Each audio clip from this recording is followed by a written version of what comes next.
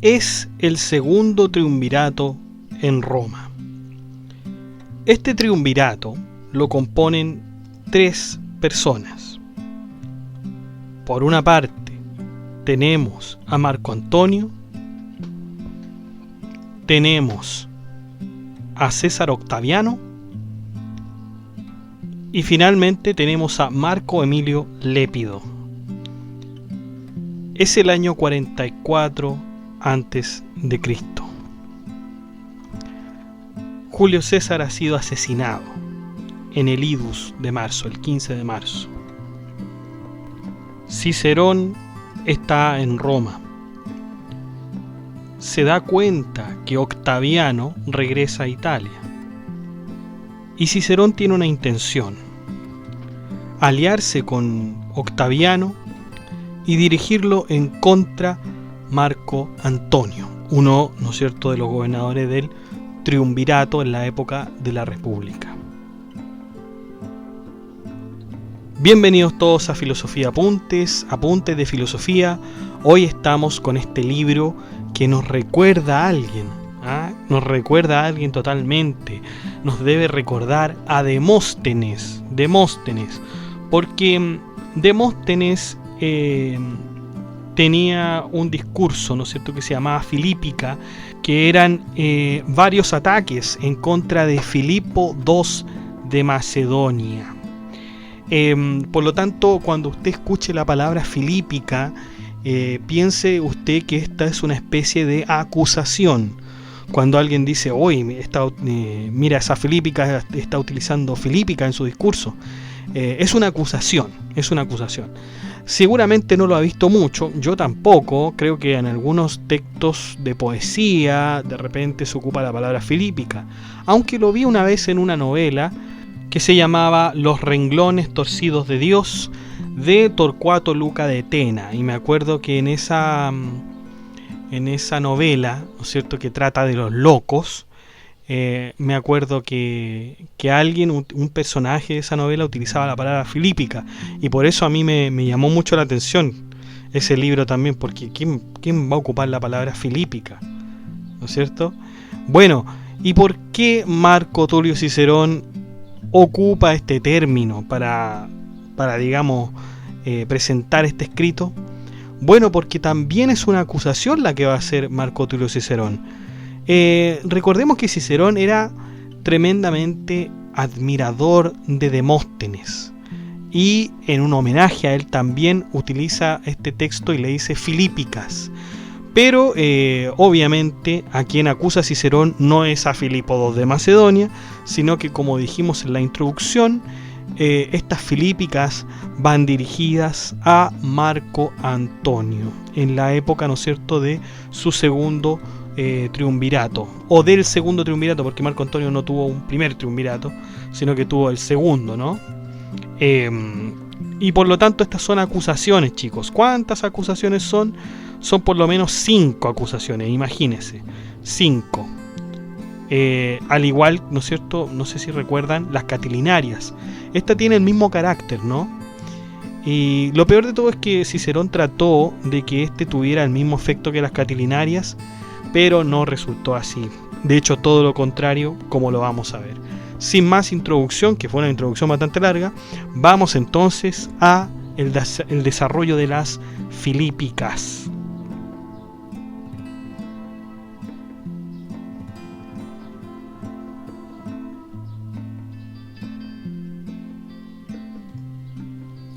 Bueno, Cicerón, luego de llegar a su república, esta es la primera Filípica, vamos a establecerlo primeramente, primera Filípica.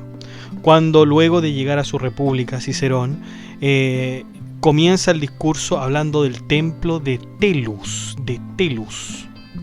que era donde se escondieron los que asesinaron a Julio César, y del discurso que el mismo Marco Antonio había pronunciado. En él hace la primera acusación diciendo que una vez ocurrido el asesinato de Julio César, Marco Antonio se apoderó de todo su registro y antecedentes, agregando además, luego del asesinato, que no se pronunciara ninguna gracia ni decreto que hablara bien del antiguo cónsul de Roma. veamos, ¿no es cierto?, que Cicerón está de alguna manera defendiendo a Julio César después de que eran rivales, ¿no es cierto?, de partido porque Cicerón era conservador y Julio César era popular, ¿no? Cicerón había sido invitado por Marco Antonio a asistir a la Supplicatio. ¿Qué es la Supplicatio? Una ceremonia realizada para dar gracias a los dioses por las victorias de la República. Y esto era asistir en el Senado también, por las victorias de Julio César, dándole así la connotación de un dios. Pero Cicerón no asistió debido a que el viaje lo había cansado. Por lo tanto, considerando que su presencia en el Senado no sería una cosa relevante, no asistió a ella, aunque existía una multa para el senador que no se presentase. Recordemos que Cicerón era senador. Por esta razón, Marco Antonio amenazó a Cicerón de ir con albañiles a derribar su casa.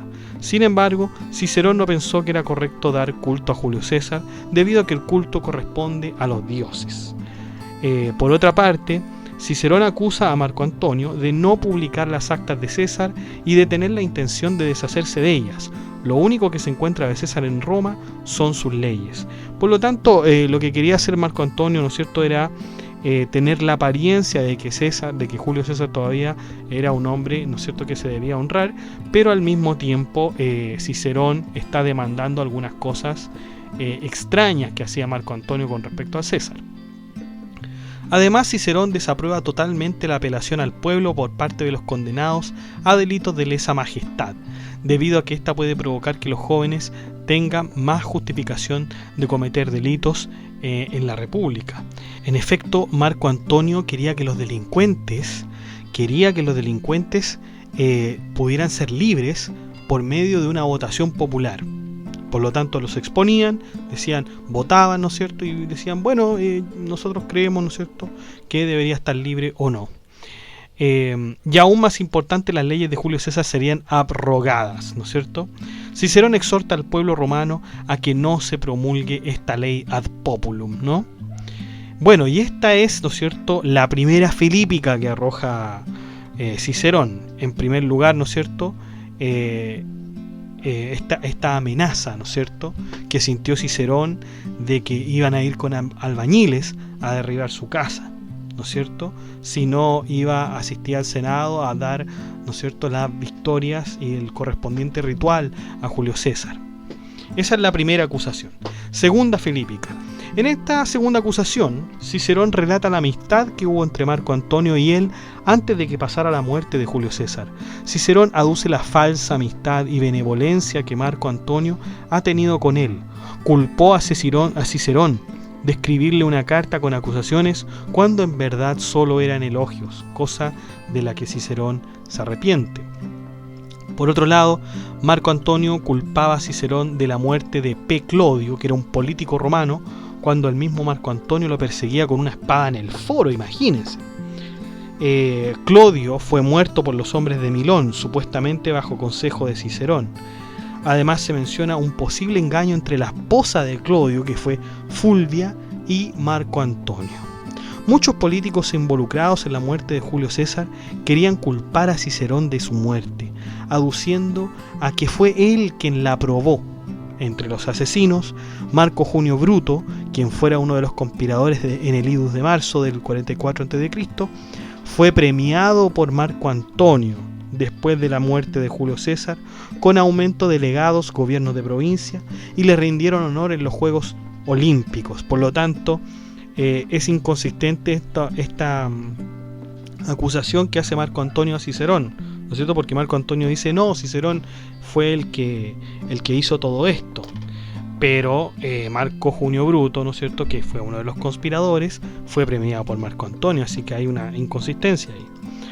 Otra acusación está relacionada con la incitación de Marco Antonio de iniciar la guerra civil que produjo Julio César, la cual es considerada la segunda guerra civil del Imperio Romano, o más bien de Roma.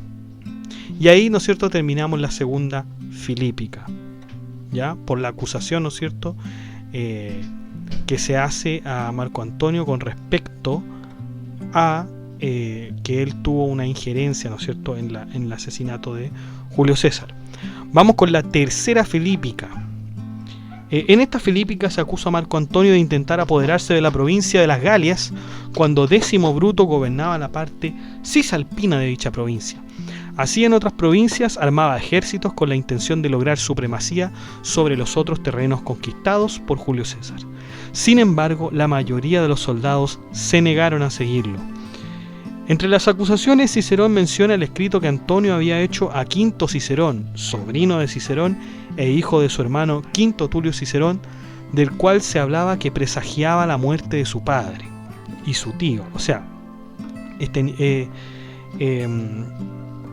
Marco Antonio, ¿no es cierto?, presagiaba la muerte de su padre, ¿no es cierto?, de Quinto Tulio Cicerón, y de su tío Marco Tulio Cicerón. Y fíjense cómo lo presagiaba, cómo lo podía presagiar. Cicerón, por lo demás, defiende a su sobrino calificándolo como intachable y su comportamiento, en tanto con su comportamiento y sus costumbres. Estas alabanzas no están acorde a otros escritos, en todo caso, de Cicerón, donde su sobrino no se ve muy beneficiado. Así que estas cosas quizás las dice Cicerón para defenderse, ¿no?, y para tener más antecedentes sobre Marco Antonio. Finalmente, Cicerón se queja de lo militarizado que se ha vuelto Roma al tener soldados por todas partes, desde el Senado hasta las calles. Y aquí termina, ¿no es cierto?, la tercera filípica, que es, ¿no es cierto?, relacionada con el territorio y esta premonición, ¿no es cierto?, que tenía Marco Antonio. ¿Ya? Cuarta filípica. Cicerón ruega a los padres conscriptos que las armas se depongan, ya que Marco Antonio tiene sus soldados en toda Roma. Por otro lado, reclama la contradicción de estos al enviar legiones a Antonio y a su vez premiar a los que han tomado las armas contra éste. Aclara además que la amistad que se tenga Antonio no puede ser pretexto para no proteger la república. Es decir, antes de la amistad de Antonio está la república y su salvación. Todas las leyes que regían a Roma en ese tiempo han sido impuestas por la violencia sin jurisdicción previa ni consultando a la ciudadanía. La excusa para esto, según Cicerón, es para que no vuelva a suceder la dictadura vitalicia, la dictator perpetus, que proclamó Julio César luego de ganar la guerra civil. Por lo tanto, las acusaciones contra Antonio en esta filípica van desde la venta de falsos decretos, ventas de reinos, venta de derechos de ciudadanía y venta de privilegios. Todos estos negocios que conciernen a la república eran hechas en la casa del mismo Marco Antonio. Del mismo modo, llevaba el cálculo de dinero de todos los ciudadanos y anotaba las posesiones que estos tenían. Además, su mujer se encargaba de subastar los reinos que quedaban y repatriar a los desterrados sin decreto que lo ordenasen. En la parte final de esta filípica, de esta cuarta filípica, Cicerón menciona una carta enviada a Septémbiro, un colega suyo, ¿no es cierto?, diciendo que no se angustiara por su carencia de riqueza, justificándolo con esta oración: ve lo que quieres, porque seguramente lo que quieres lo tendrás. Aquí se quiere mencionar que esa vez que Antonio tenía la posesión e información de todas las provincias y tierras del imperio, todo lo repartía entre su familia y amigos. Cicerón exhorta a los padres conscriptos a no demorar la declaración de guerra contra Antonio. ¿Qué significa en todo caso padres conscriptos? Bueno, es la denominación con la que se conocía entre los romanos al senador. ¿Ya? Sigamos entonces con la quinta filípica y última.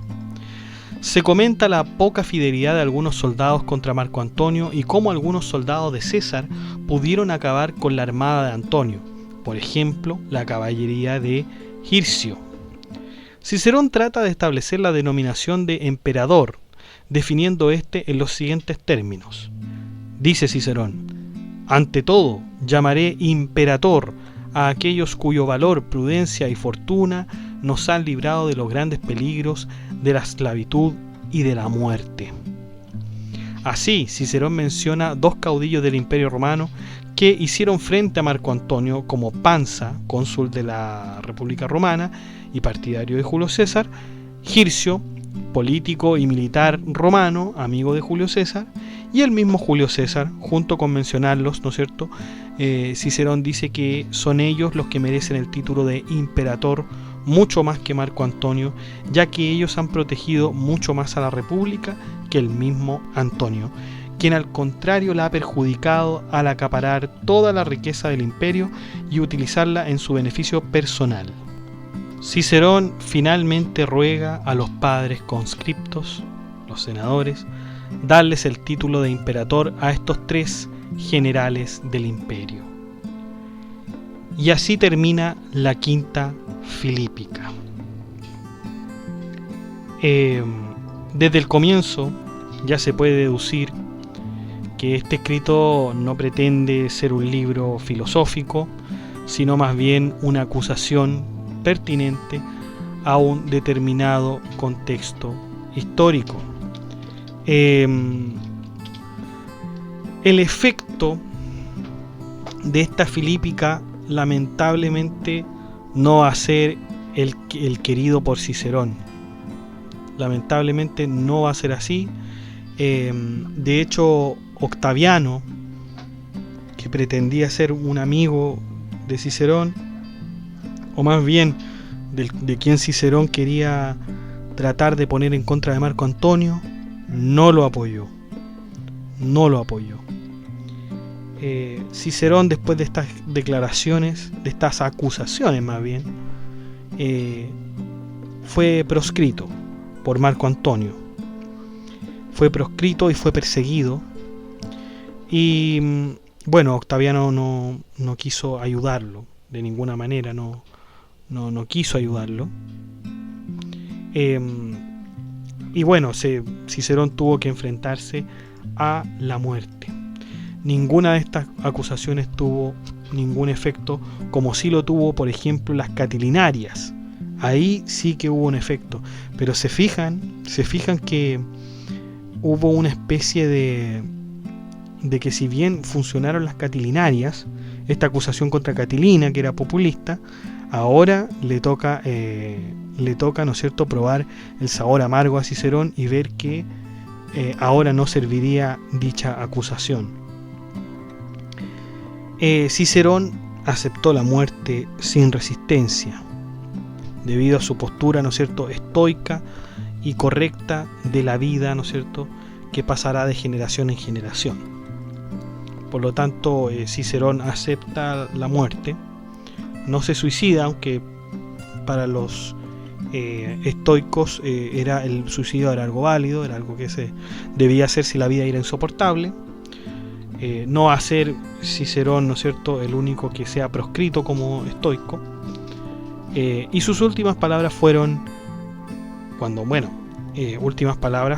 llegó el soldado, primeramente, cuando llegó el soldado a casa de Cicerón, Cicerón le dijo: acércate, soldado, no hay nada correcto en lo que estás haciendo, pero al menos córtame la cabeza correctamente.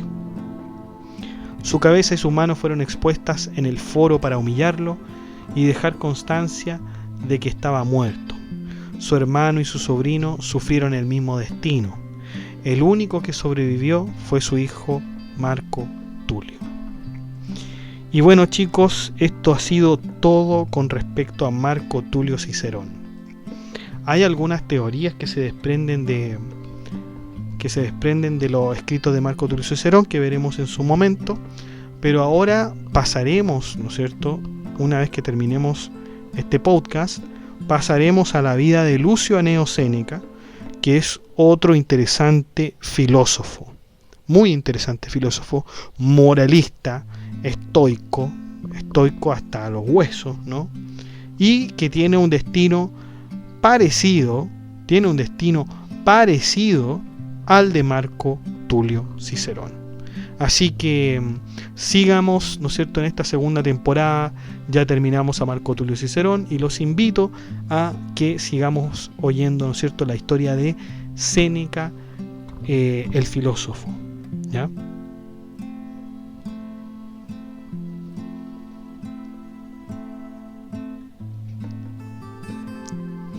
Bueno chicos, y eso ha sido todo. Muchas gracias por escuchar este podcast.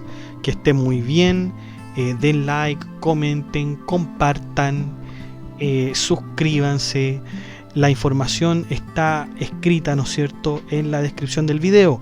O sea, en la descripción del video está el blog. Usted accede al blog y ahí estará, ¿no es cierto?, toda esta información que yo le estoy hablando de manera escrita, si es que usted la necesita.